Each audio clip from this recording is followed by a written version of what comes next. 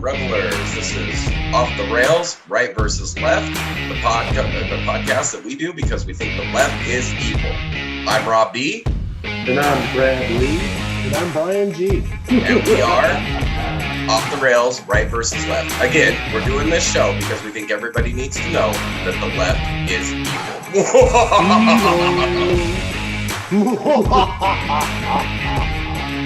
Classic.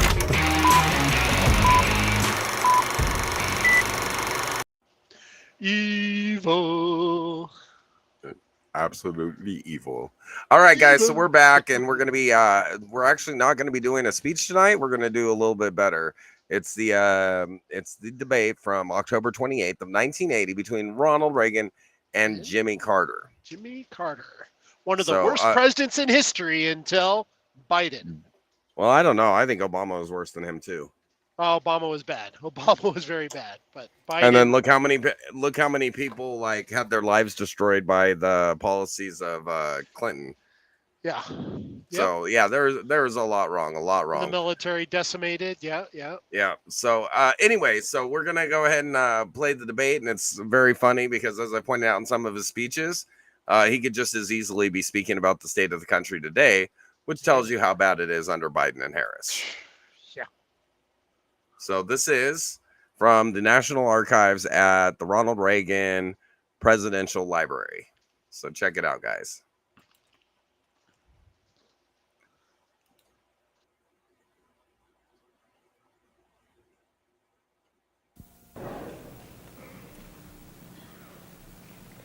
Good evening. I'm Ruth Heinerfeld of the League of Women Voters Education Fund. Next Tuesday is Election Day. Before going to the polls, voters want to understand the issues and know the candidates' positions.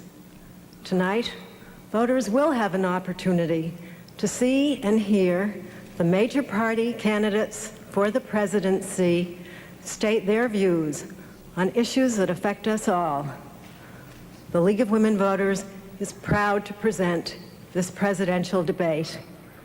Our moderator is Howard K. Smith. Thank you, Mrs. Heinerfeld. The League of Women Voters is pleased to welcome to the Cleveland, Ohio Convention Center Music Hall President Jimmy Carter, the Democratic Party's candidate for re-election to the presidency, and Governor Ronald Reagan of California, the Republican Party's candidate for the presidency. The candidates will debate questions on domestic, economic, foreign policy, and national security issues. The questions are going to be posed by a panel of distinguished journalists who are here with me. They are Marvin Stone, the editor of the U.S. News and World Report, Harry Ellis, national correspondent of the Christian Science Monitor, William Hilliard, assistant managing editor of the Portland Oregonian, Barbara Walters, correspondent, ABC News. The ground rules for this, as agreed by you gentlemen, are these. Each panelist down here will ask a question, the same question, to each of the two candidates. After the two candidates have answered, a panelist will ask follow-up questions to try to sharpen the answers. The candidates will then have an opportunity each to make a rebuttal. That will constitute the first half of the debate, and I will state the rules for the second half later on. Some other rules: the candidates are not permitted to bring prepared notes to the podium, but are permitted to make notes during the debate. If the candidates exceed the allotted time agreed on, I will reluctantly but certainly interrupt. We ask the convention center audience here to abide by one ground rule. Please do not applaud or express approval or disapproval during the debate. Now, based on a toss of the coin, Governor Reagan will respond to the first question from Marvin Stone. Governor, as you're well aware, the question of war and peace has emerged as a central issue in this campaign. In the give and take of recent weeks, President Carter has been criticized for responding late to aggressive Soviet impulses, for insufficient buildup of our armed forces, and a paralysis in dealing with Afghanistan and Iran. You have been criticized for being all too quick to advocate the use of lots of muscle, military action, to deal with foreign crises. Specifically, what are the differences between the two of you on the uses of American military power? I don't know what the differences might be because I don't know what Mr. Carter's policies are. I do know what he has said about mine. And I'm only here to tell you that I believe with all my heart that our first priority must be world peace, and that use of force is always and only a last resort when everything else has failed, and then only with regard to our national security. Now,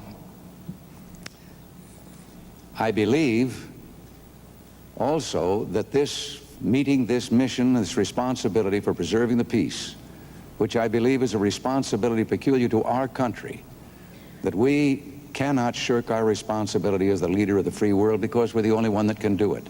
And therefore, the burden of maintaining the peace falls on us. And to maintain that peace requires strength. America has never gotten in a war because we were too strong.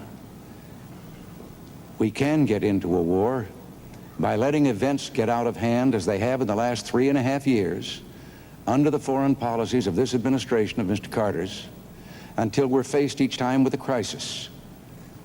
And good management in preserving the peace requires that we control the events and try to intercept before they become a crisis. But I have seen 4 wars in my lifetime. I'm a father of sons. I have a grandson. I don't ever want to see another generation of young Americans bleed their lives into sandy beachheads in the Pacific, or rice paddies and jungles in Asia, or the muddy, bloody battlefields of Europe. Mr. Stone, do you have a follow-up question for the governor? Yes, Governor, we've been hearing that the defense buildup that you would associate yourself with would cost tens of billions of dollars more than is now contemplated. And assuming that the American people are ready to bear this cost, they nevertheless keep asking the following question. How do you reconcile huge increases in military outlays with your promise of substantial tax cuts and of balancing the budget, which in this fiscal year, one that just ended, ran more than $60 billion in the red? Well, Mr. Stone, I have submitted an economic plan that I've worked out in concert with a number of fine economists in this country, all of whom approve it and believe that over a 5-year projection, this plan can permit the extra spending for needed refurbishing of our defensive posture, that it can provide for a balanced budget by 1983, if not earlier, and that we can afford, along with the cuts that I have proposed in government spending, we can afford the tax cuts I have proposed, and probably mainly because Mr. Carter's economic policy has built into the next 5 years and on beyond that a tax increase that would be taking $86 billion more next year out of the people's pockets than was taken this year. And my tax cut does not come close to eliminating that $86 billion increase. I'm only reducing the amount of the increase. In other words, what I'm talking about is not putting government back to getting less money than government's been getting, but simply cutting the increase in spending. The same question now goes to President Carter. President Carter, would you like to have the question repeated? Yes, President Carter, the question of war and peace, a central issue in this campaign. You've been criticized for, in the give and take, for responding late to aggressive Soviet impulses, for an insufficient buildup of our armed forces, and a paralysis in dealing with Afghanistan and Iran. Governor Reagan, on the other hand, has been criticized for being all too quick to advocate the use of lots of muscle military action to deal with a foreign crises such as I've mentioned. Specifically, what are the differences between the two of you on the uses of American military power? Mr. Stone, I've had to make thousands of decisions since I've been president, serving in the Oval Office. And with each one of those decisions that affect the future of my country, I have learned in the process. I think I'm a much wiser and more experienced man than I was when I debated 4 years ago against President Ford. I've also learned that there are no simple answers to complicated questions. H.L. Mencken said that for every problem, there's a simple answer. It would be neat and plausible and wrong. The fact is that this nation, in the 8 years before I became president, had its own military strength decrease. 7 out of 8 years, the budget commitments for defense went down, 37% in all. Since I've been in office, we've had a steady, carefully planned, methodical, but very effective increase in our commitment for defense. But what we've done is to use that enormous power and prestige and military strength of the United States to preserve the peace. We've not only kept peace for our own country, but we've been able to extend the benefits of peace to others. In the Middle East, we've worked for a peace treaty between Israel and Egypt successfully, and have tied ourselves together with Israel and Egypt in a common defense capability. This is a very good step forward for our nation's security, and we'll continue to do as we've done in the past. I might also add that there are decisions that are made in the Oval Office by every president which are profound in nature.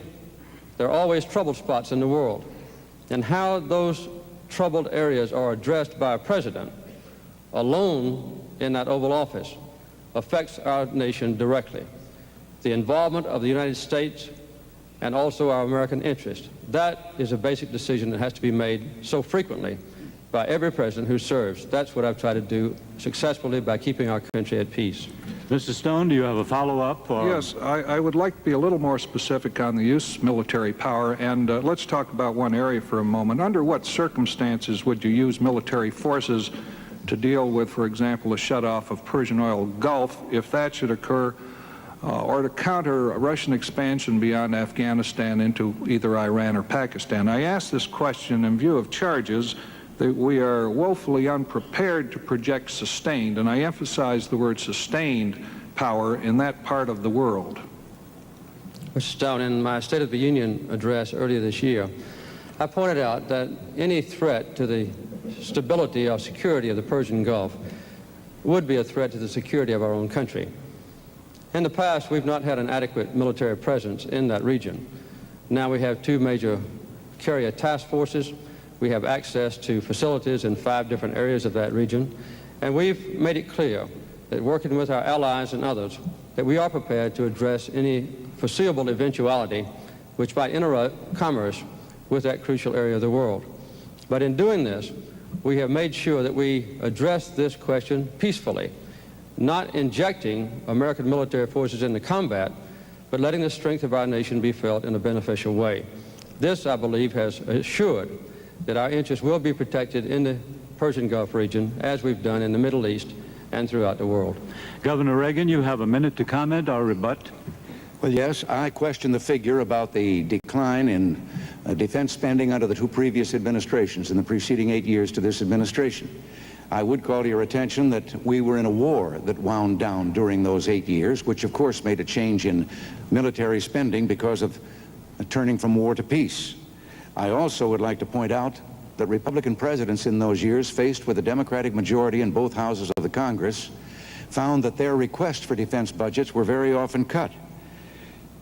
Now, Gerald Ford left a 5-year projected plan for a military buildup to restore our defenses, and President Carter's administration reduced that by 38%, cut 60 ships out of the Navy building program that had been proposed, and stopped the B-1, delayed the cruise missile, stopped the production line for the Minuteman missile, stopped the Tridents, or delayed the Trident submarine, and now is planning a mobile military force that can be delivered to various spots in the world, which does make me question his assaults on whether I am the one that is quick to look for use of force.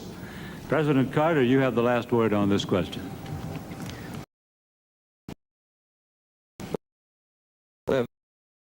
Various elements of defense. One is to control nuclear important issue in this campaign in areas of the world. I think habitually Governor Reagan had injection of military forces into troubled areas when I and my predecessors, both Democrats and Republicans, have advocated resolving those troubles and those difficult areas of the world peacefully, diplomatically, and through negotiation. In addition to that, the buildup of military forces is good for our country because we've got to have military strength in order to preserve the peace. But I'll always remember that the best weapons are the ones that are never fired in combat, and the best soldier is one who never has to lay his life down on the field of battle. Strength is imperative for peace, but the two must go hand in hand. Thank you, gentlemen. The next question is from Harry Ellis to President Carter. Mr. President, when you were elected in 1976, the Consumer Price Index stood at 4.8%. It now stands at more than 12%. Perhaps more significantly, the nation's broader underlying inflation rate has gone up from 7 to 9%. Now, a part of that was due to external factors beyond U.S. control, notably the more than doubling of oil prices by OPEC last year. Because the United States remains vulnerable to such external shocks, can inflation, in fact, be controlled? If so, what measures would you pursue in a second term? Again, it's important to put the situation into perspective. In 1974, we had a so-called oil shock, wherein the price of OPEC oil was raised to an extraordinary degree. We had an even worse oil shock in 1979. In 1974, we had the worst recession, the deepest and most penetrating recession since the Second World War. The recession that resulted this time was the briefest we've had since the Second World War. In addition, we've brought down inflation. Early this year, the first quarter, we did have a very severe inflation pressure brought about by the OPEC price increase. It averaged about 18% the first quarter of this year. The second quarter, we had dropped it down to about 13%. The most recent figures, the last 3 months of the third quarter of this year, the inflation rate is 7%. Still too high, but it illustrates very vividly that in addition to providing an enormous number of jobs, 9 million new jobs in the last 3.5 years, that the inflationary threat is still urgent on us. I noticed that Governor Reagan recently mentioned the Reagan-Kemp-Roth proposal, which his own running mate, George Bush, described as voodoo economics, and said that it would result in a 30% inflation rate. And Business Week, which is not a Democratic publication, said that this Reagan-Kemp-Roth proposal, and I quote them, I think, was completely irresponsible and would result in inflationary pressures which would destroy this nation. So our proposals are very sound and very carefully considered to stimulate jobs, to improve the industrial complex of this country, to create tools for American workers, and at the same time would be anti-inflationary in nature. So to add 9 million new jobs, to control inflation, and to plan for the future with the energy policy now intact as a foundation is our plan for the years ahead. Mr. Ellis, do you have a follow-up question from Mr. Carter? Yes, Mr. President, you have mentioned the creation of 9 million new jobs. At the same time, the unemployment rate still hangs high, as does the inflation rate. Now, I wonder, can you tell us what additional policies you would pursue in a second administration in order to try to bring down that inflation rate? And would it be an act of leadership to tell the American people they're going to have to sacrifice to adopt a leaner lifestyle for some time to come? Yes, we have demanded that the American people sacrifice, and they've done very well. As a matter of fact, we are importing today about 1/3 less oil from overseas than we did just a year ago. We've had a 25% reduction since the first year I was in office. At the same time, as I said earlier, we have added about 9 million net new jobs in that period of time, a record never before achieved. Also, the new energy policy has been predicated on two factors. One, conservation, which requires sacrifice, and the other one, increase in production of American energy, which is going along very well. More coal this year than ever before in history. More oil and gas wells drilled this year than ever before in history. The new economic revitalization program that we have in mind, which will be implemented next year, would result in tax credits which would let business invest in new tools and new factories to create even more new jobs, about 1 million in the next 2 years.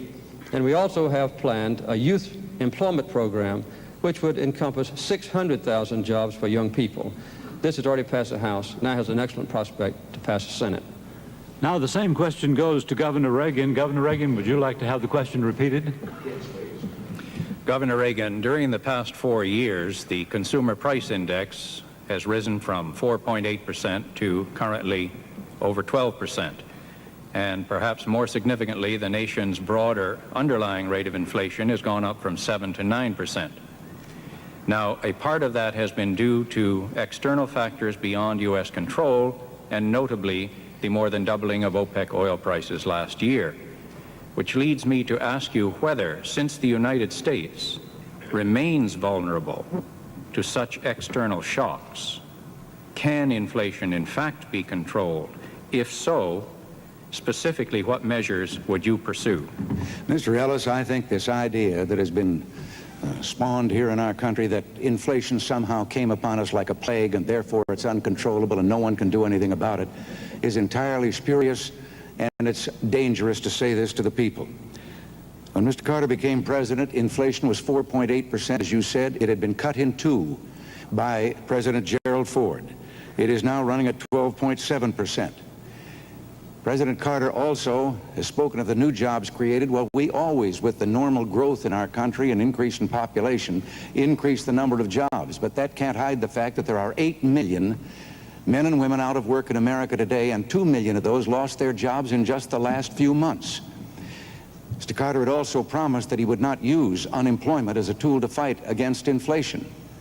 And yet his 1980 economic message stated that we would reduce productivity and gross national product and increase unemployment in order to get a handle on inflation, because in January, at the beginning of the year, it was more than 18%.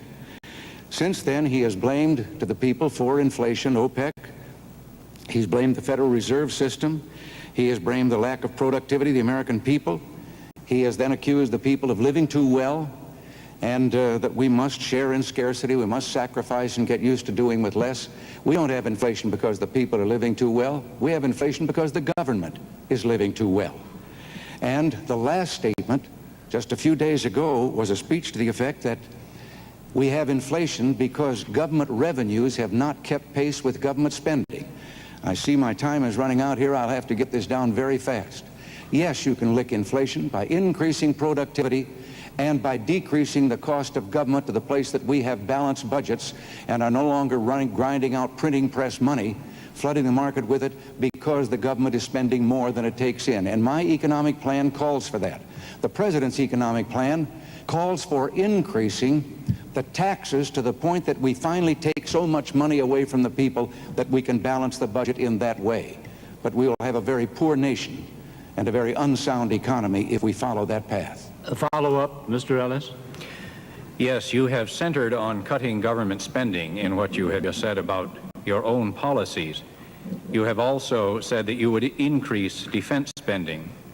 Specifically, where would you cut government spending if you were to increase defense spending and also cut taxes so that presumably federal revenues would shrink? Well, most people, when they think about cutting government spending, they think in terms of eliminating necessary programs or wiping out some service that government is supposed to perform. I believe that there is enough extravagance and fat in government. As a matter of fact, one of the secretaries of HEW under Mr. Carter testified that he thought there was $7 billion worth of fraud and waste in welfare and in the medical programs associated with it. We've had the General Accounting Office estimate that there is probably tens of billions of dollars that is lost in fraud alone, and they have added that waste adds even more to that. We have a program for a gradual reduction of government spending based on these theories, and I have a task force now that has been working on where those cuts could be made. I'm confident that it can be done and that it will reduce inflation because I did it in California, and inflation went down below the national average in California when we returned money to the people and reduced government spending. President Carter.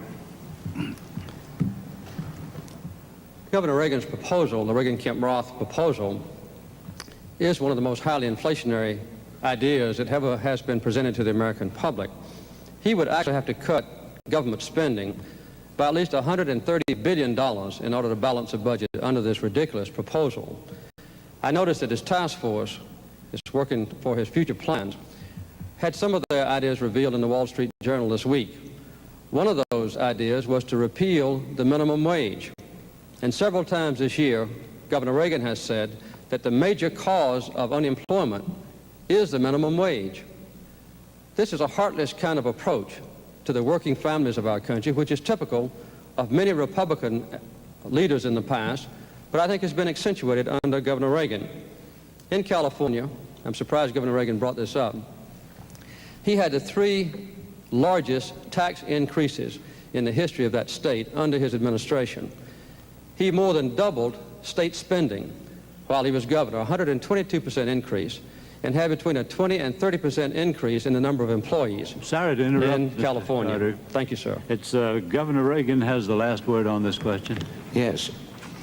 The figures that the president has just used about California is a distortion of the situation there, because while I was governor of California, our spending in California increased less per capita than the spending in Georgia while Mr. Carter was governor of Georgia in the same 4 years.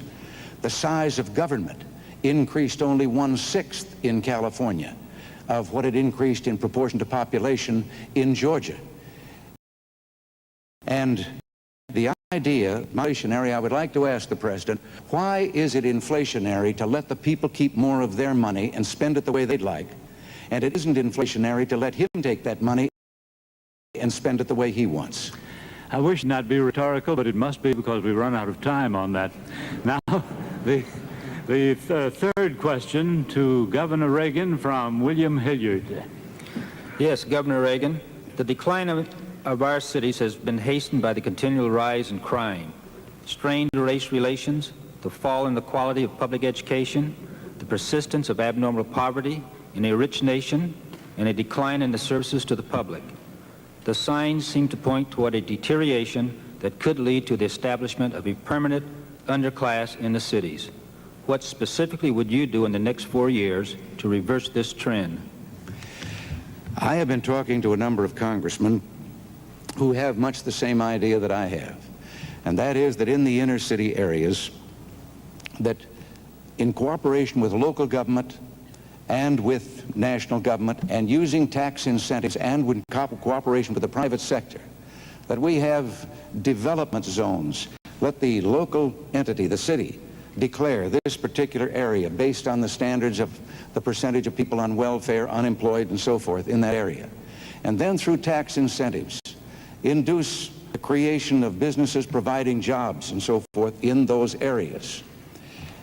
The elements of government through these tax incentives, for example, a business that would not have for a period of time an increase in the property tax reflecting its development of the unused property that it was making, wouldn't be any loss to the city because the city isn't getting any tax from that now. And there would simply be a delay, and on the other hand, many of the people that would then be given jobs are presently wards of the government, and it wouldn't hurt to give them a tax incentive because that wouldn't be costing government anything either. I think there are things to do in this regard. I stood in the South Bronx on the exact spot that President Carter stood on in 1977. You have to see it to believe it. It looks like a bombed out city. Great gaunt skeletons of buildings, windows smashed out, painted on one of them, unkept promises, on another despair. And this was the spot at which President Carter had promised that he was going to bring in a vast program to rebuild this department.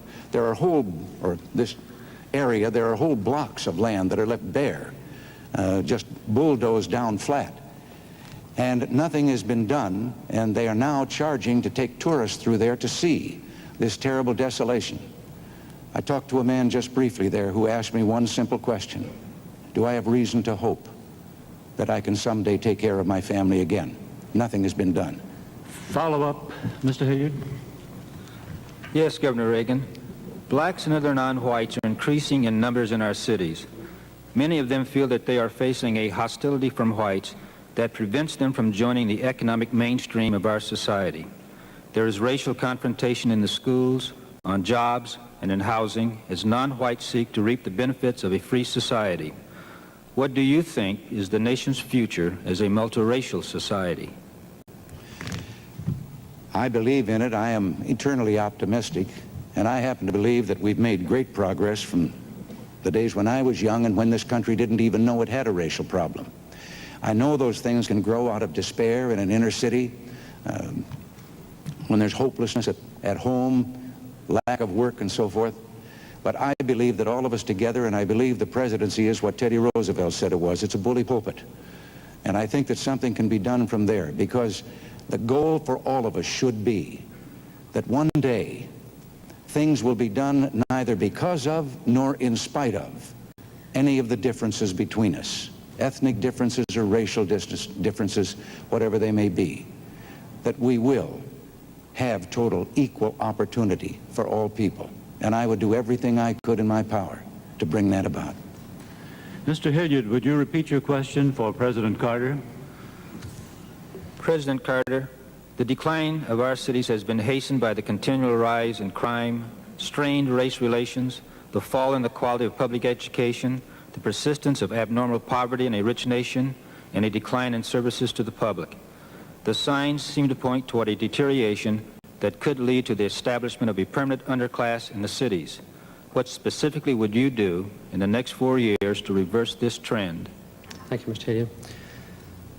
When I was campaigning in 1976, everywhere I went, the mayors and local officials were in despair about the rapidly deteriorating central cities of our nation. We initiated urban renewal program, working with the mayors, the governors, and other interested officials. This has been a very successful effort. That's one of the main reasons that we've had such an increase in the number of people employed. Of the 9 million people put to work in new jobs since I've been in office, 1.3 million of those has been among black Americans and another million among those who speak Spanish.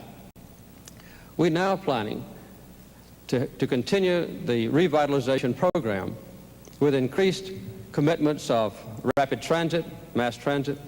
Under the windfall profits tax, we expect to spend about $43 billion in the next 10 years to rebuild the transportation systems of our country. We also are pursuing the housing programs. We've had a 73% increase in the allotment of federal funds for improved education. These are the kinds of efforts worked on a joint basis with community leaders, particularly in the minority areas of essential cities that had been deteriorating so rapidly in the past. It's very important to us that this be done with the full involvement of minority citizens. I've brought into the top levels of government, into the White House, into administrative offices of the executive branch, into the judicial system, highly qualified black and Spanish citizens and women who in the past had been excluded. I noticed that Governor Reagan said that when he was a younger man that there was no knowledge of a racial problem in this country. Those who suffered from discrimination because of race or sex certainly knew we had a racial problem. We have gone a long way toward correcting these problems, but we still have a long way to go. Follow-up question?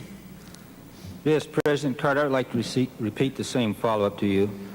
Blacks and other non-whites are increasing in numbers in our cities. Many of them feel that they are facing a hostility from whites that prevents them from joining the economic mainstream of our society. There is racial confrontation in the schools, on jobs, and in housing as non-whites seek to reap the benefits of a free society. What is your assessment of the nation's as a future and multiracial society? Ours is a nation of refugees, a nation. All citizens came here from now have hopes which are being realized for a better life, preserving their ethnic commitments, their family structures, their religious beliefs, preserving their relationships with their relatives in foreign countries, but still forming themselves together in society, which gives our nation its strength. In the past, those minority groups have often been excluded from participation in the affairs of government. Since I've been president, I've appointed, for instance, more than twice as many black federal judges as all previous presidents in the history of this country. I've done the same thing in the appointment of women and also Spanish-speaking Americans, to involve them in administration of government and a feeling that they belong to the societal structure that makes decisions in the judiciary and in the executive branch is a very important commitment, and will continue to do so in the future. Governor Reagan, you have a minute for rebuttal. Yes, the president talks of government programs, and they have their place. But as governor, when I was at that end of the line and receiving some of these grants for government programs, I saw that so many of them were dead end.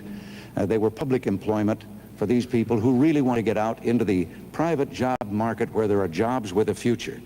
Now, the president spoke a moment ago about that I was against the minimum wage.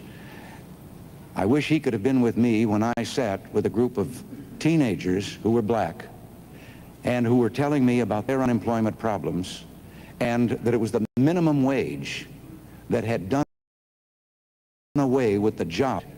And indeed, every time it is increased, you will find that there is an increase in minority unemployment among young people. And therefore, I have been in favor of a separate minimum for them. With regard to the great progress that has been made with this government spending, the rate of black unemployment in Detroit, Michigan is 56%. President Carter, you have the last word on this question. Well, it's obvious that we still have a long way to go in fully incorporating the minority groups into the mainstream of American life. We've made good progress. And there's no doubt in my mind that the commitment to unemployment compensation, the minimum wage, welfare, national health insurance, those kinds of commitments that have typified the Democratic Party since ancient history in this country's political life are a very important element of the future. In all those elements, Governor Reagan has repeatedly spoken out against them, which to me shows a very great insensitivity to giving deprived families a better chance in life. This, to me, is a very important difference between him and me in this election, and I believe the American people will judge accordingly. There is no doubt in my mind that in the downtown central cities, with the new commitment on an energy policy, with a chance to revitalize homes and to make them more fuel efficient, with a chance for a synthetic fuels program, solar power, this will give us an additional opportunity for jobs which will pay rich dividends. Thank you, gentlemen. Now for the fourth question to President Carter from Barbara Walters.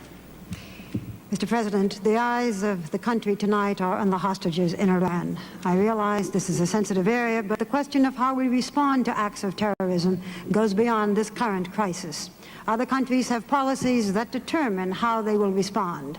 Israel, for example, considers hostages like soldiers and will not negotiate with terrorists. For the future, Mr. President, the country has the right to know, do you have a policy for dealing with terrorism wherever it might happen? And what have we learned from this experience in Iran that might cause us to do things differently if this or something similar happens again? Barbara, one of the blights on this world is the threat and the activities of terrorists. At one of the recent economic summit conferences between myself and the other leaders of the Western world, we committed ourselves to take strong action against terrorism. Airplane hijacking was one of the elements of that commitment.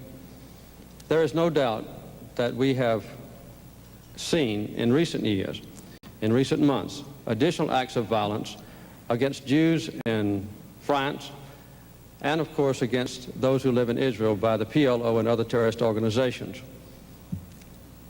Ultimately, the most serious terrorist threat is if one of those radical nations who believe in terrorism as a policy should have atomic weapons. Both I and all my predecessors have had a deep commitment to controlling the proliferation of nuclear weapons in countries like Libya or Iraq. We have even alienated some of our closest trade partners because we have insisted upon the control of the spread of nuclear weapons to those potentially terrorist countries. When Governor Reagan has been asked about that, he makes a very disturbing comment that non-proliferation or the control of the spread of nuclear weapons is none of our business. And when he was asked specifically recently about Iraq, he said there's nothing we can do about it. This ultimate terrorist threat is the most fearsome of all, and it's part of a pattern where our country must stand firm to control terrorism of all kinds. Ms. Walters, follow up? Yes.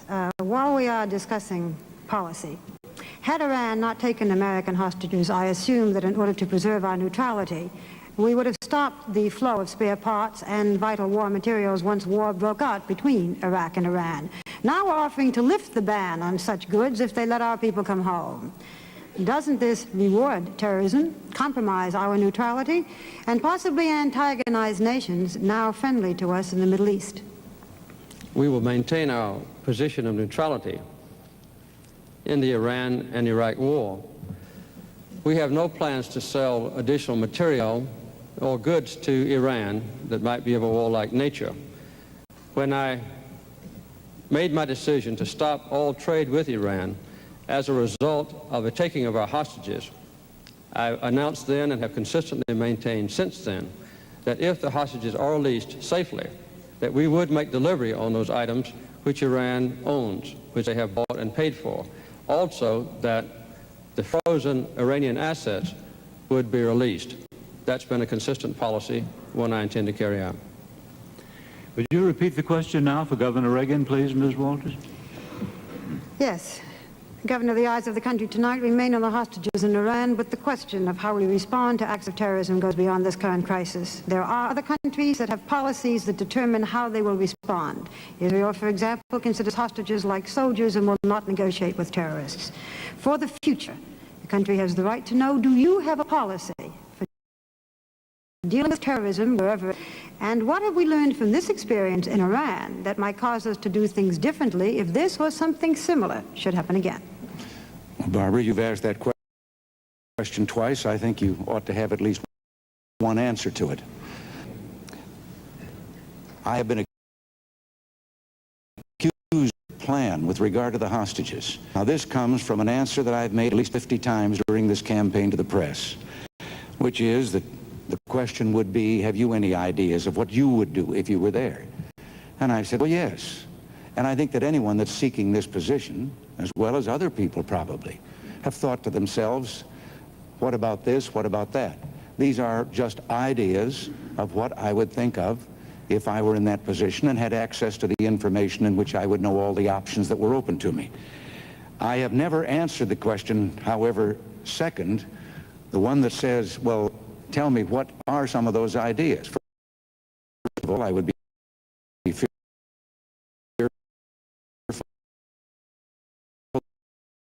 that I might say something that was presently underway or in negotiation where you don't say in advance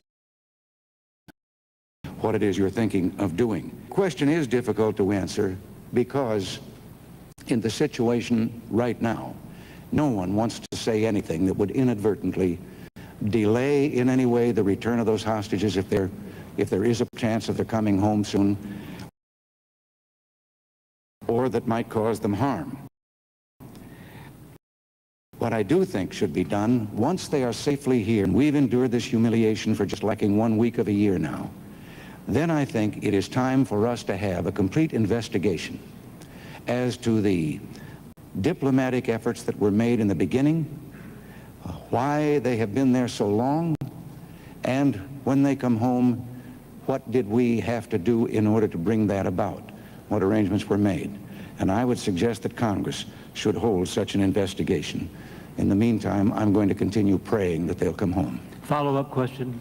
Well, I would like to say that neither candidate answered specifically the question of a specific policy for dealing with terrorism, but I will ask Governor Reagan a different follow-up question. You've had suggested that there would be no Iranian crisis had you been president.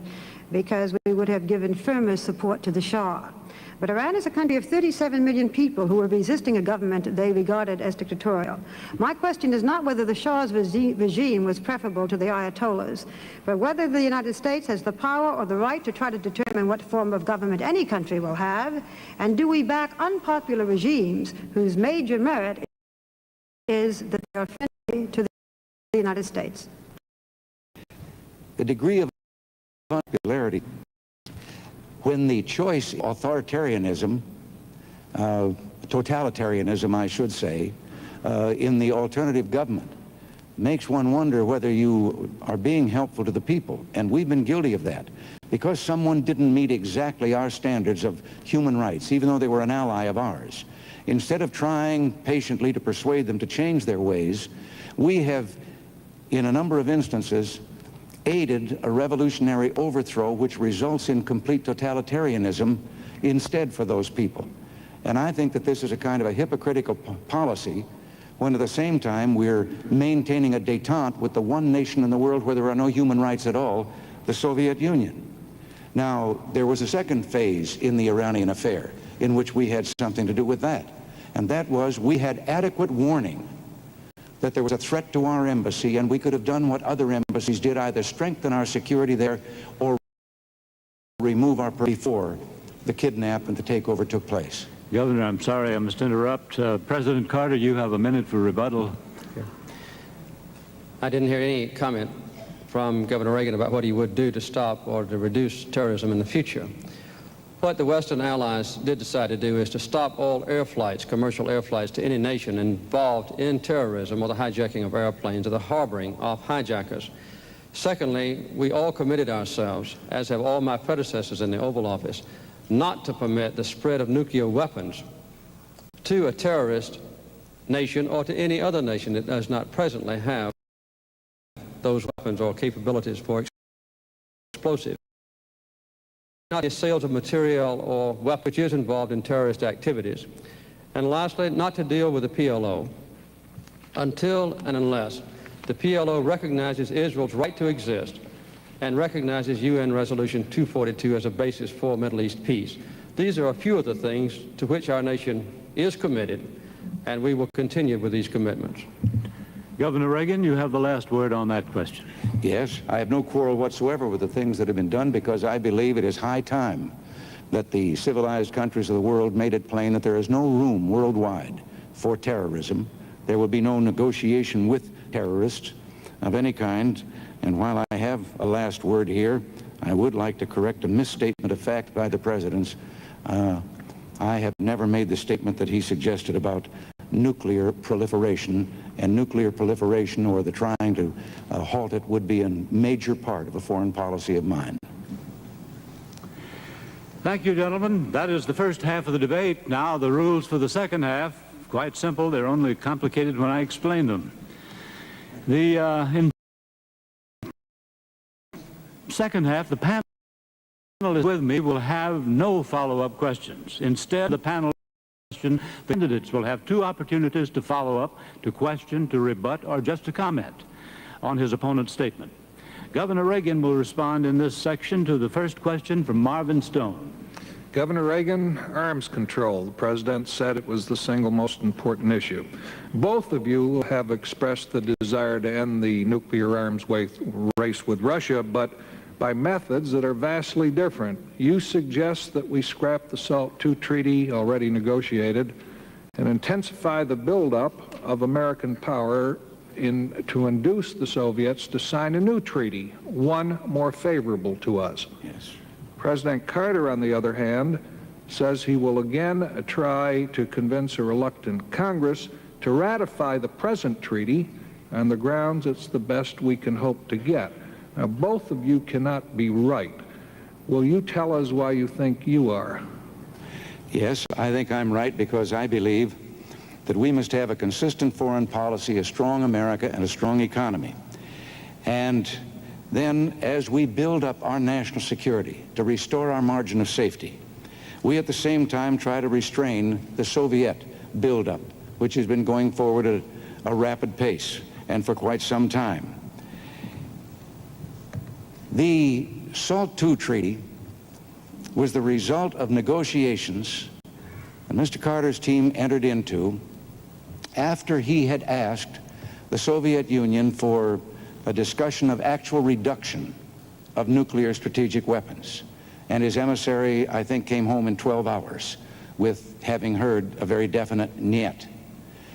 But taking that one no from the Soviet Union, we then went back into negotiations on their terms because Mr. Carter had canceled the B-1 bomber, delayed the MX submarine, delayed the cruise missile, shut down the missile man, the Minuteman missile production line, and whatever other things that might have been done. The Soviet Union sat at the table knowing that we had gone forward with unilateral concessions without any reciprocation from them whatsoever. Now, I have not blocked the SALT II treaty, as Mr. Carter and Mr. Mondale suggest that I have. It has been blocked by a Senate in which there is a Democratic majority.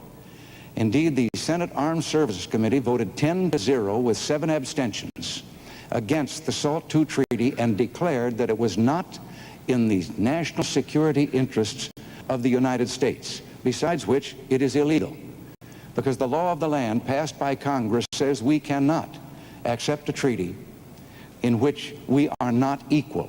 And we're not equal in this treaty for one reason alone. Our B-52 bombers are considered to be strategic weapons. Their backfire bombers are not.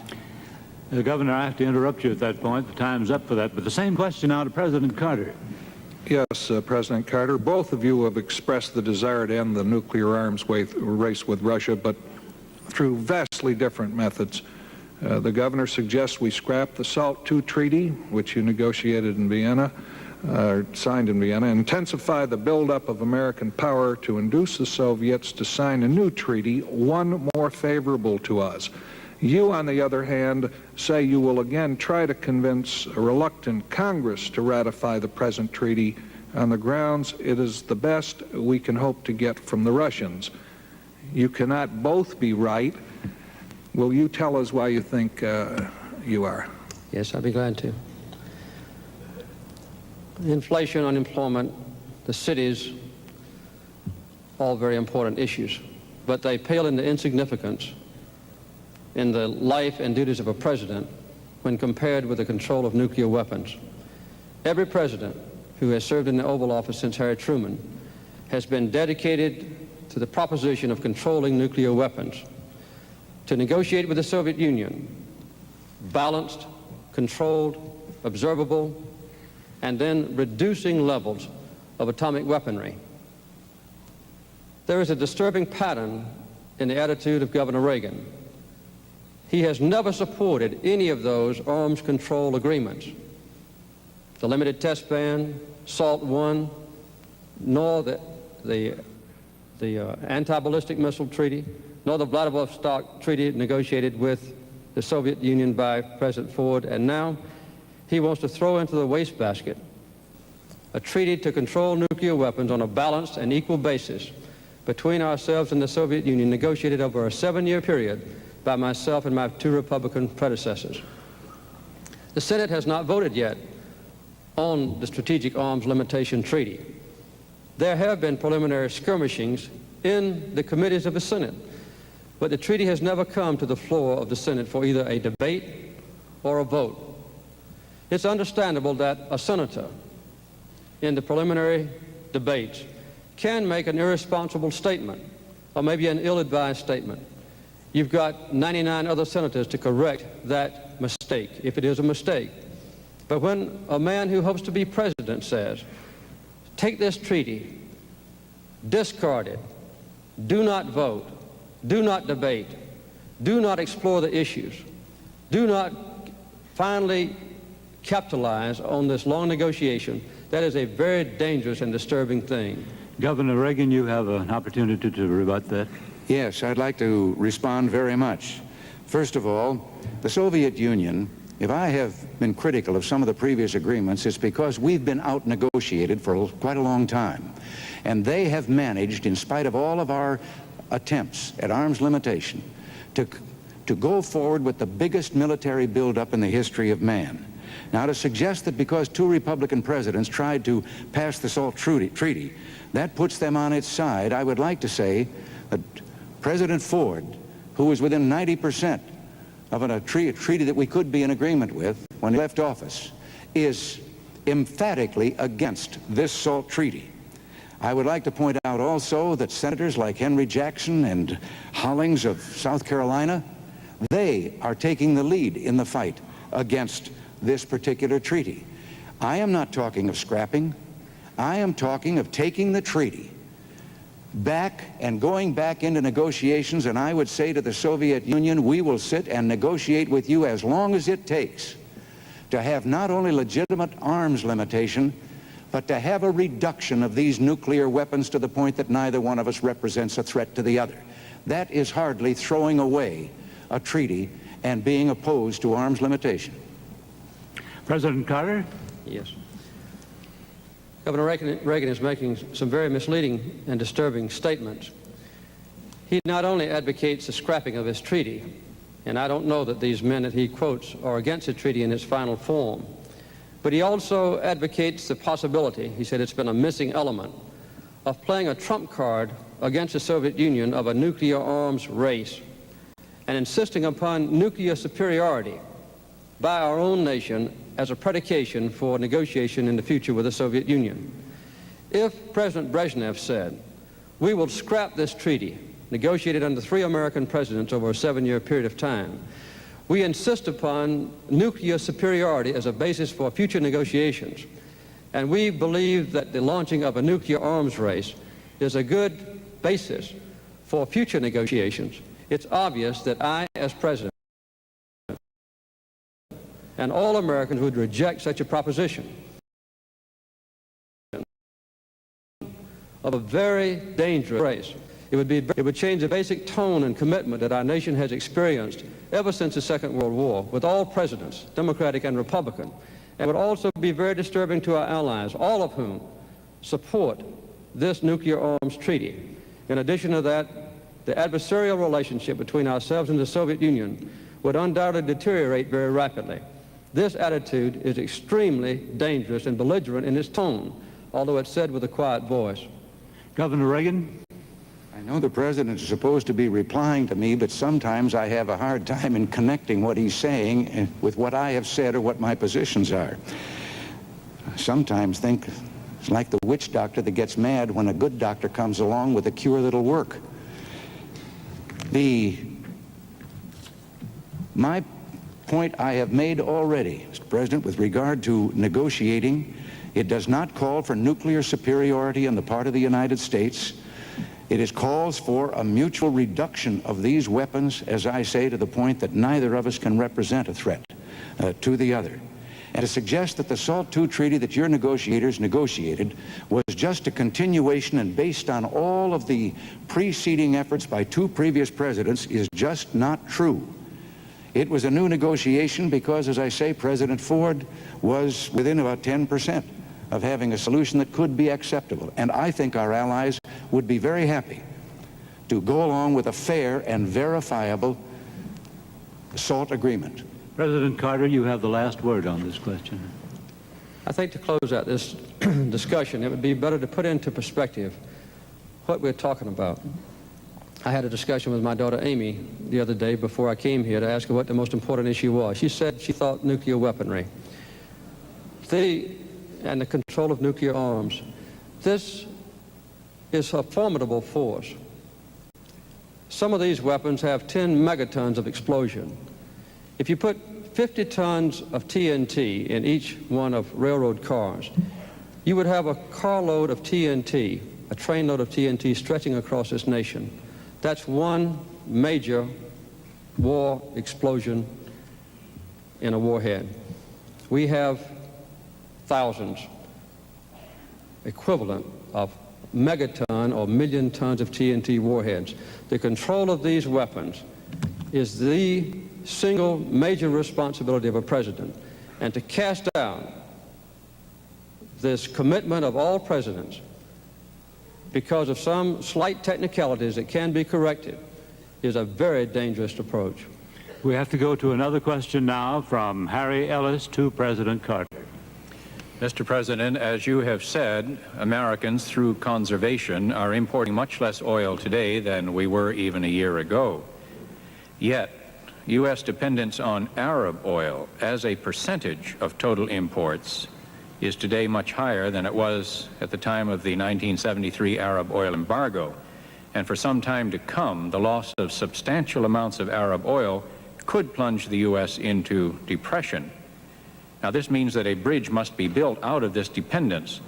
Can the United States develop synthetic fuels and other alternative energy sources without damage to the environment? And will this process mean steadily higher fuel bills for American families? I don't think there's any doubt that in the future, the cost of oil is going to go up. What I've had as a basic commitment since I've been as president is to reduce our dependence on foreign oil. It can only be done in two ways. One, to conserve energy, to stop the waste of energy, and secondly, to produce more American energy. We've been very successful in both cases.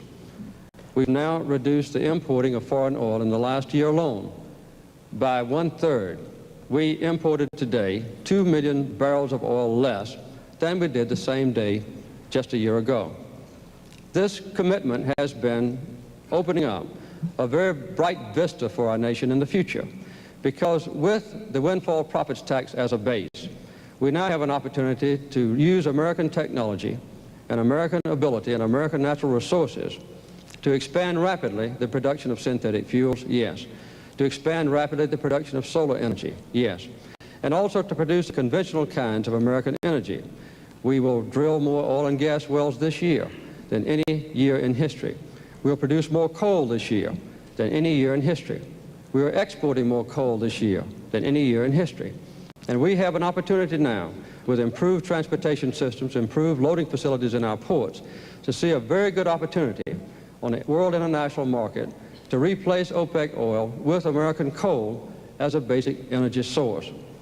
This exciting future will not only give us more energy security, but will also open up vast opportunities for Americans to live a better life and to have millions of new jobs associated with this new and very dynamic industry now in prospect because of a new energy policy that we've put into effect. Would you repeat the question now for Governor Reagan? Governor Reagan, Americans, through conservation, are importing much less oil today than we were even a year ago. And yet, U.S. reliance on Arab oil as a percentage of total imports is much higher today than it was during the 1973 Arab oil embargo. And the substantial loss of Arab oil could plunge the United States into depression. The question is whether the development of alternative energy sources in order to reduce this dependence can be done without damaging the environment, and will it mean for American families steadily higher fuel bills? I'm not so sure that it means steadily higher fuel costs, but I do believe that this nation has been portrayed for too long a time to the people as being energy poor when it is energy rich. The coal that the President mentioned, yes, we have it, and yet 1/8 of our total coal resources is not being utilized at all right now. The mines are closed down. There are 22,000 miners out of work. Most of this is due to regulations which either interfere with the mining of it or prevent the burning of it. With our modern technology, yes, we can burn our coal within the limits of the Clean Air Act. I think as technology improves, we'll be able to do even better with that. The other thing is that we have only leased out and begun to explore 2% of our outer continental shelf for oil, where it is believed by everyone familiar with that fuel and that source of energy that there are vast supplies yet to be found. Our government has, in the last year or so, taken out of multiple use millions of acres of public lands that once were, while they were public lands, subject to multiple use exploration for minerals and so forth. It is believed that probably 70% of the potential oil in the United States is probably hidden in those lands. and no one is allowed to even go and explore to find out if it is there. This is particularly true of the recent efforts to shut down part of Alaska. Nuclear power, there were 36 power plants planned in this country. And let me add the word safety. It must be done with the utmost of safety. But 32 of those have given up and canceled their plans to build, and again, because government regulations and permits and so forth make it take more than twice as long to build a nuclear plant in the United States as it does to build one in Japan or in Western Europe. We have the sources here. We are energy rich, and coal is one of the great potentials we have. President Carter, your comment? Yes, sir. To repeat myself, we have this year the opportunity, which we'll realize, to produce 800 million tons of coal, an unequaled record in the history of our country. Governor Reagan says that this is not a good achievement, and he blames restraints on coal production on regulations that affect the life and the health and safety of miners, and also regulations that protect the purity of our air and the quality of our water and our land. We cannot cast aside those regulations. We have a chance in the next 15 years, insisting upon the health and safety of workers in the mines, and also preserving the same high air and water pollution standards to triple the amount of coal we produce. Governor Reagan's approach to our energy policy, which has already proven its effectiveness, is to repeal or to change substantially the windfall profits tax, to return a major portion of $227 billion back to the oil companies, to do away with the Department of Energy, to short-circuit our synthetic fuels program, to put a minimal emphasis on solar power, to emphasize strongly nuclear power plants as a major source of energy in the future. He wants to put all our eggs in one basket and give that basket to the major oil companies. Governor Reagan. That is a misstatement, of course, of my position. I just happen to believe that free enterprise can do a better job of producing the things that people need than government can. The Department of Energy has a multi-billion-dollar budget in excess of $10 billion. It hasn't produced a quart of oil or a lump of coal or anything else in the line of energy. And for Mr. Carter to suggest that I want to do away with the safety laws and with the laws that pertain to clean water and clean air and so forth, as governor of California, I took charge of passing the strictest air pollution laws in the United States, the strictest air quality law that has ever been adopted in the United States, and we created an OSHA, an Occupational Safety and Health Agency for the protection of employees, before the federal government had one in place, and to this day, not one of its decisions or rulings has ever been challenged. So I think some of those charges are missing the point. I am suggesting that there are literally thousands of unnecessary regulations that invade every facet of business and indeed very much of our personal lives, that are unnecessary, that government can do without, that have added $130 billion to the cost of production in this country, and that are contributing their part to inflation. And I would like to see us a little more free as we once were. President Carter, another crack at that? Sure. As a matter of fact, the air pollution standard laws that were passed in California were passed over the objections of Governor Reagan. And this is a very well-known fact. Also, recently, when someone suggested that the Occupational Safety and Health Act should be abolished, Governor Reagan responded, amen. The offshore drilling rights is a question that Governor Reagan raises often. As a matter of fact, in the proposal for the Alaska lands legislation, 100% of all the offshore lands would be open for exploration, and 95% of all the Alaska lands where it is suspected or believed that minerals might exist. We have, with our 5-year plan for the leasing of offshore lands, proposed more land to be drilled than has been opened up for drilling since this program first started in 1954. So we're not putting restraints on American exploration. We're encouraging it in every way we can. Governor Reagan, you have the last word on this question. Yes. if it is a well-known fact that I opposed air pollution laws in California, the only thing I can possibly think of is that the president must be suggesting the law that the federal government tried to impose on the state of California, not a law, regulations, that would have made it impossible to drive an automobile within the city limits of any California city, or have a place to put it if you did drive it against their regulations. It would have destroyed the economy of California. And I must say we had the support of Congress when we pointed out how ridiculous this attempt was by the Environmental Protection Agency. We still have the strictest air control or air pollution laws in the country. As for offshore oiling, only 2% now is so leased and is producing oil. The rest, as to whether the lands are going to be opened in the next 5 years or so, we're already 5 years behind in what we should be doing. There is more oil now in the wells that have been drilled than has been taken out in the 121 years that they've been drilled. Thank you, Governor. Thank you, Mr. President. The next question goes to Governor Reagan from William Hilliard. Governor Reagan, wage earners in this country, especially the young, are supporting a Social Security system that continues to affect their income drastically. The system is fostering a struggle between the young and the old and is drifting the country toward a polarization of these two groups.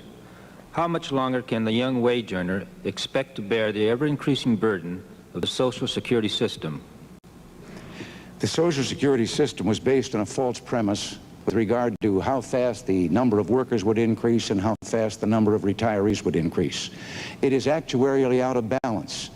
And this first became evident about 16 years ago. And some of us were voicing warnings then. Now it is trillions of dollars out of balance. And the only answer that has come so far is the biggest single tax increase in our nation's history, the payroll tax increase for Social Security, which will only put a Band-Aid on this and postpone the day of reckoning by a few years at most. What is needed is a study that I have proposed by a task force of experts to look into this entire problem as to how it can be reformed and made actuarially sound, but with the premise that no one presently dependent on Social Security is going to have the rug pulled out from under them and not get their check. We cannot frighten, as we have with the threats and the campaign rhetoric that has gone on in this campaign, our senior citizens, leave them thinking that in some way they're endangered and they would have no place to turn. They must continue to get those checks, and I believe that the system can be put on a sound actuarial basis. But it's going to take some study and some work, and not just passing a tax increase to let the load or the roof fall in on the next administration. Would you repeat that question for President Carter? Yes, President Carter, wage earners in this country, especially the young, are supporting a Social Security system that continues to affect their income drastically. The system is fostering a struggle between young and old and is drifting the country toward a polarization of these two groups. How much longer can a young wage earner expect to bear the ever-increasing burden of the Social Security system? As long as there's a Democratic president in the White House, we will have a strong and viable Social Security system free of the threat of bankruptcy. Although Governor Reagan has changed his position lately, on 4 different occasions he has advocated making Social Security a voluntary system, which would in effect very quickly bankrupt it. I noticed also in the Wall Street Journal earlier this week that a preliminary report of his task force advocates making Social Security more sound by reducing the adjustments in Social Security for the retired people to compensate for the impact of inflation. These kinds of approaches are very dangerous to the security and the well-being and the peace of mind of the retired people of this country and those approaching retirement age. But no matter what it takes in the future to keep Social Security sound, it must be kept that way. And although there was a serious threat to the Social Security system and its integrity during the 1976 campaign and when I became president, the action of the Democratic Congress working with me has been to put Social Security back on a sound financial basis. That's the way it will stay. Governor Reagan. Well, that just isn't true. It is, I said, delayed the actuarial imbalance falling on us for just a few years with that increase in taxes, and I don't believe we can go on increasing the tax, because the problem for the young people today is that they're paying in far more than they can ever expect to get out. Now, again, this statement that somehow I wanted to destroy it and I just changed my tune, that I was for voluntary Social Security, which would mean the ruin of it. Mr. President, the voluntary thing that I suggested many years ago was that a young man, orphaned and raised by an aunt, who died, his aunt was ineligible for Social Security insurance because she was not his mother. And I suggested that if this is an insurance program, certainly the person who's paying in should be able to name his voluntary with Social Security. I, too, am pledged to a Social Security program that will reassure these senior citizens of ours they're going to continue to get their money. There are some changes I'd like to make. I would like to make a change that discriminates in the regulations against a wife who works and finds that she then is faced with a choice between her father or her husband's benefits if he dies first, or what she is paid in, but it does not recognize that she has also been paying in herself and she is entitled to more than she presently can get. I'd like to change that. President Carter's rebuttal now. Fine. These constant suggestions that the basic Social Security system should be changed does cause concern and consternation among the aged of our country. It's obvious that we should have a commitment to them, that Social Security benefits should not be taxed, and that there would be no peremptory change in the standards by which Social Security payments are made to the retired people. We also need to continue to index the Social Security payments so that if inflation rises, the Social Security payments would rise a commensurate degree, to let the buying power of the Social Security check continue intact. In the past, the relationship between Social Security and Medicare has been very important to provide some modicum of aid for senior citizens in the retention of health benefits. Governor Reagan, as a matter of fact, began his political career campaigning around this nation against Medicare. Now we have an opportunity to move toward national health insurance with an emphasis on the prevention of disease, an emphasis on outpatient care, not inpatient care, an emphasis on hospital cost containment to hold down the cost of hospital care for those who are ill, an emphasis on catastrophic health insurance, so that if a family is threatened with being wiped out economically because of a very high medical bill, then the insurance would help pay for it. These are the kind of elements of a national health insurance important to the American people. Governor Reagan, again, typically is against such a proposal. Governor? There you go again. When I opposed Medicare, there was another piece of legislation meeting the same problem before the Congress. I happened to favor the other piece of legislation and thought that it would be better for the senior citizens and provide better care than the one that was finally passed. I was not opposing the principle of providing care for them. I was opposing one piece of legislation as versus another. There is something else about Social Security, of course, that doesn't come out of the payroll tax. It comes out of the general fund that something should be done about. I think it's disgraceful that the disability insurance fund in Social Security finds checks going every month to tens of thousands of people who are locked up in our institutions for crime or for mental illness, and they are receiving disability checks from Social Security every month while a state institution provides for all of their needs and their care. President Carter, you have the last word on this question. I think this debate on Social Security, Medicare, national health insurance typifies as vividly as any other subject tonight the basic historical differences between the Democratic Party and the Republican Party. The allusions to basic changes in the minimum wage is another, and the deleterious comments that Governor Reagan has made about unemployment compensation. These commitments that the Democratic Party has historically made to the working families of this nation have been extremely important to the growth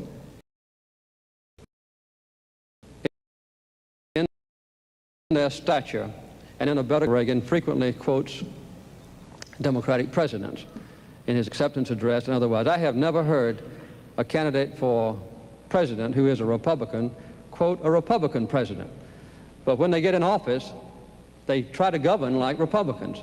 So it's good for the American people to remember there is a sharp, basic, historical difference between Governor Reagan and me on these crucial issues, also between the two parties that we represent. Thank you, Mr. President. Governor Reagan, we now go to another question. Question to President Carter by Barbara Walters. Thank you. Right, but the biggest issue in the minds of American voters is yourselves, your ability to lead this country. When many voters go into that booth just a week from today, they will be voting their gut instinct about you men. You've already given us your reasons why people should vote for you. Now would you please tell us for this, your final question, why they should not vote for your opponent, why his presidency could be harmful to the nation, and having examined both your opponent's record and the man himself, tell us his greatest weakness. Barbara, reluctant as I am to say anything critical about Governor Reagan, I'll try to answer your question.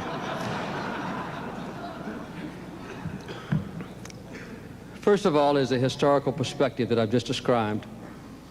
This is a contest between a Democrat and the mainstream of my party, as exemplified by the actions that I've taken in the Oval Office the last 4 years, as contrasted with Governor Reagan, who in most cases does typify his party, but in some cases there is a radical departure by him from the heritage of Eisenhower and others.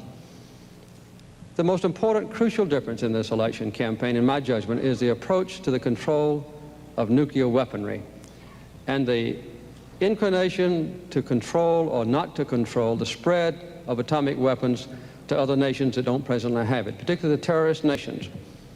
The inclination that Governor Reagan has exemplified in many troubled times since he's been running for president, I think since 1968, to inject American military forces in places like North Korea, to put a blockade around Cuba this year, or in some instances to project American forces into a fishing dispute against the small nation of Ecuador on the west coast of South America. This is typical of his long-standing inclination on the use of American power, not to resolve disputes diplomatically and peacefully, but to show that the exercise of military power is best proven by the actual use of it. Obviously, no president wants war, and I certainly do not believe that Governor Reagan, if he were president, would want war. But a president in the Oval Office has to make a judgment on almost a daily basis about how to exercise the enormous power of our country for peace through diplomacy, or in a careless way, in a belligerent attitude, which has exemplified his attitudes in the past. Barbara, would you repeat the question for Governor Reagan? Yes, thank you. Realizing that you may be equally reluctant to speak ill of your opponent, may I ask why people should not vote for your opponent, why his presidency could be harmful to the nation, and having examined both your opponent's record and the man himself, could you tell us his greatest weakness? Well, Barbara, I believe that there is a fundamental difference, and I think it has been evident in most of the answers that Mr. Carter has given tonight, that he seeks the solution to anything as another opportunity for a federal government program. I happen to believe that the federal government has usurped powers and autonomy and authority that belongs back at the state and local level. It has imposed on the individual freedoms of the people, and that there are more of these things that could be solved by the people themselves if they were given a chance, or by the levels of government that were closer to them. Now, as to why I should be and he shouldn't be, when he was a candidate in 1976, President Carter invented a thing he called the misery index. He added the rate of unemployment and the rate of inflation, and it came at that time to 12.5 under President Ford. And he said that no man with that size misery index had a right to seek re-election to the presidency. Today, by his own decision, the misery index is in excess of 20%. And I think this must suggest something.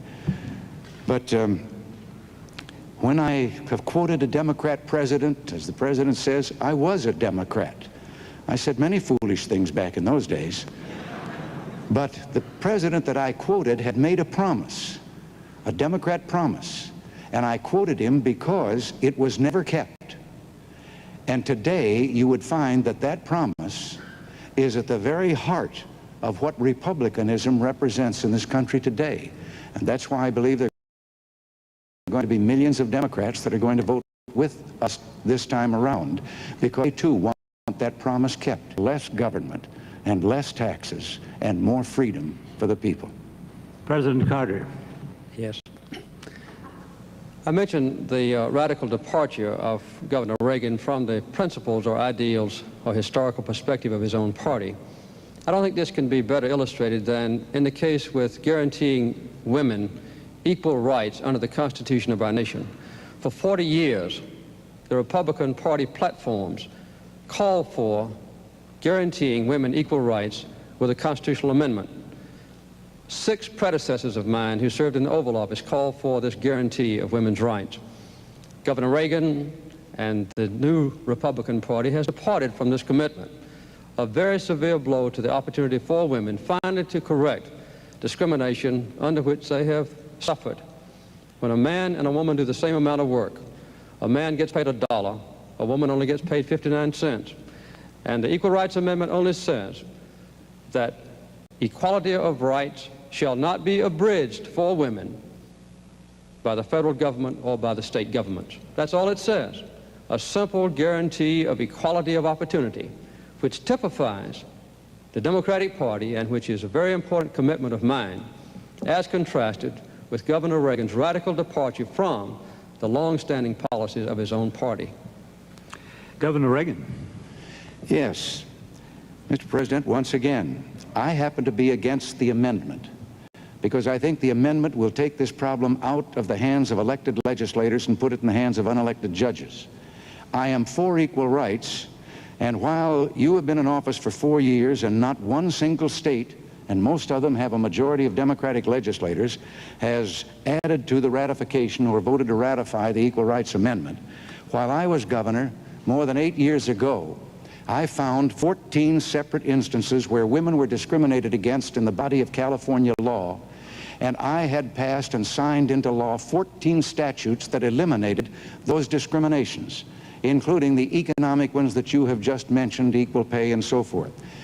I believe that if in all these years that we've spent trying to get the amendment, that we'd spent as much time correcting these laws as we did in California, and we were the first to do it.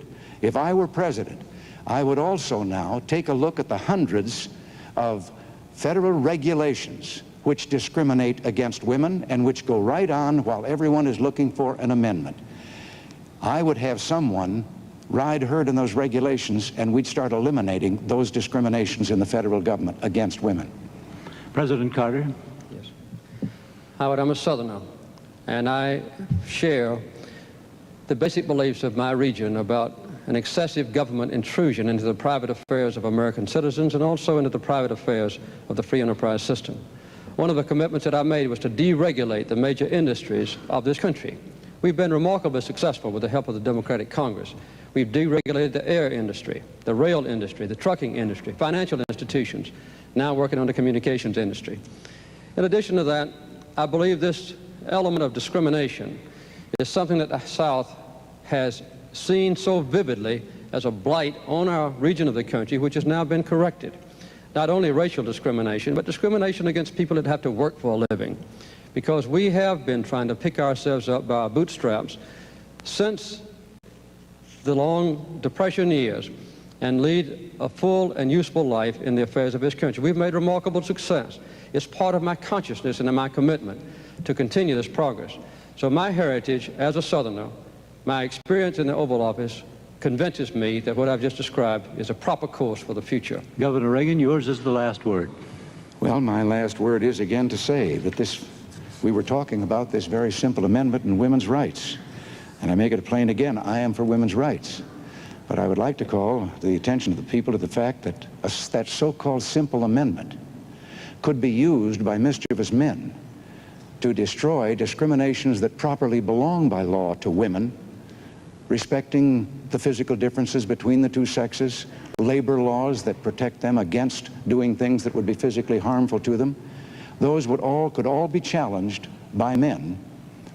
And the same would be true with regard to combat service in the military and so forth.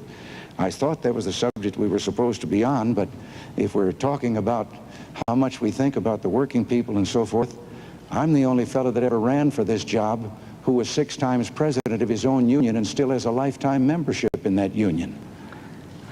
Gentlemen, each of you now have 3 minutes for a closing statement. President Carter, you're first.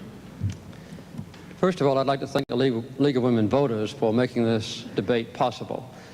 I think it's been a very constructive debate, and I hope it's helped to acquaint the American people with the sharp differences between myself and Governor Reagan. Also, I want to thank the people of Cleveland and Ohio for being such hospitable hosts during this last few hours in my life. I've been president now for almost 4 years. I've had to make thousands of decisions, and each one of those decisions has been a learning process. I've seen the strength of my nation, and I've seen the crises that it approached in a tentative way, and I've had to deal with those crises as best I could. As I've studied the record between myself and Governor Reagan, I've been impressed with the stark differences that exist between us. I think the results of this debate indicate that that fact is true. I consider myself in the mainstream of my party. I consider myself in the mainstream even of the bipartisan list of presidents who served before me. The United States must be a nation strong. The United States must be a nation secure. We must have a society that's just and fair. And we must extend the benefits of our own commitment to peace to create a peaceful world. I believe that since I've been in office, there have been 6 or 8 areas of combat evolved in other parts of the world. In each case, I alone have had to determine the interest of my country and the degree of involvement of my country. I've done that with moderation, with care, with thoughtfulness, sometimes consulting experts, but I've learned in this last 3.5 years that when an issue is extremely difficult, when the call is very close, the chances are the experts will be divided almost 50-50. And the final judgment about the future of a nation, war, peace, involvement, reticence, thoughtfulness, care, consideration, concern, has to be made by the man in the Oval Office. It's a lonely job, but with the involvement of the American people in the process, with an open government, the job is a very gratifying one. The American people now are facing, next Tuesday, a lonely decision. Those listening to my voice will have to make a judgment about the future of this country. And I think they ought to remember that one vote can make a lot of difference. If one vote per precinct had changed in 1960, John Kennedy would never have been president of this nation. And if a few more people had gone to the polls and voted in 1968, Hubert Humphrey would have been president. Richard Nixon would not. There is a partnership involved. And our nation, to stay strong, to stay at peace, to raise high the banner of human rights, to set an example for the rest of the world, to let our deep beliefs and commitments be felt by others in all the nations, is my plan for the future. I ask the American people to join me in this partnership. Governor Reagan. Yes, I would like to add my words of thanks, too, to the ladies of the League of Women Voters for making these debates possible. I'm sorry that we couldn't persuade the bringing in of the third candidate so that he could have been seen also in these debates, but still it's good that at least once all 3 of us were heard by the people of this country. Next Tuesday is Election Day. Next Tuesday, all of you will go to the polls, will stand there in the polling place and make a decision. I think when you make that decision, it might be well if you would ask yourself, are you better off than you were 4 years ago? Is it easier for you to go and buy things in the stores than it was 4 years ago? Is there more or less unemployment in the country than there was 4 years ago? Is America as respected throughout the world as it was? Do you feel that our security is as safe, that we're as strong as we were 4 years ago? And if you answer all of those questions yes, why then I think your choice is very obvious as to who you'll vote for. If you don't agree, if you don't think that this course that we've been on for the last 4 years is what you would like to see us follow for the next 4, then I could suggest another choice that you have. This country doesn't have to be in the shape that it is in. We do not have to go on sharing in scarcity with the country getting worse off, with unemployment growing. We talk about the unemployment lines. If all of the unemployed today were in a single line, allowing 2 feet for each one of them, that line would reach from New York City to Los Angeles, California. All of this can be cured, and all of it can be solved. I have not had the experience that the President has had in holding that office, but I think in being governor of California, the most populous state in the Union, if it were a nation, it would be the 7th ranking economic power in the world. I too had some lonely moments and decisions to make. I know that the economic program that I have proposed for this nation in the next few years can resolve many of the problems that trouble us today. I know because we did it there. We cut the cost, the increased cost of government, the increase in half over the 8 years. We returned $5.7 billion in tax rebates, credits, and cuts to our people. We, as I've said earlier, fell below the national average in inflation when we did that. And I know that we did give back authority and autonomy to the people.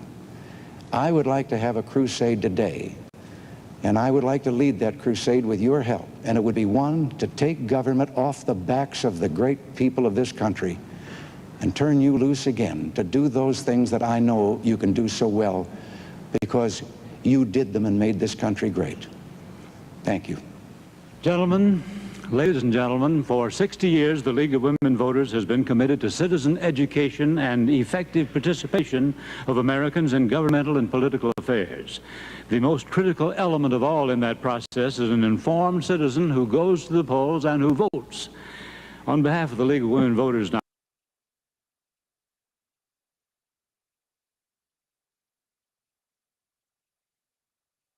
all right, guys. So it's amazing how when you listen to that debate, it could just as easily be happening right now. Pretty much the issues are the same. The Middle East is a mess. The oil price is way up. Inflation out of control. And I'd argue that our inflation now is way higher than they say it is because they've learned how to manipulate the numbers. I mean, there's a lot of stuff that was going up, 50 to 100%, and yet somehow they come back with their stuff like that ridiculously low numbers like 9% when we all saw it all going up like 20%. So they just manipulated the numbers, just like when we went into a recession, they manipulated the definition of a recession. Again, it's that video is available to us thanks to the National Archives and the President Reagan's presidential library. So thanks for joining us for watching that. And you guys have a great evening. Hopefully we can get out the vote and turn around everything that's been going wrong in this country for the most recent Carter-esque president that we've had here. So good luck and Godspeed.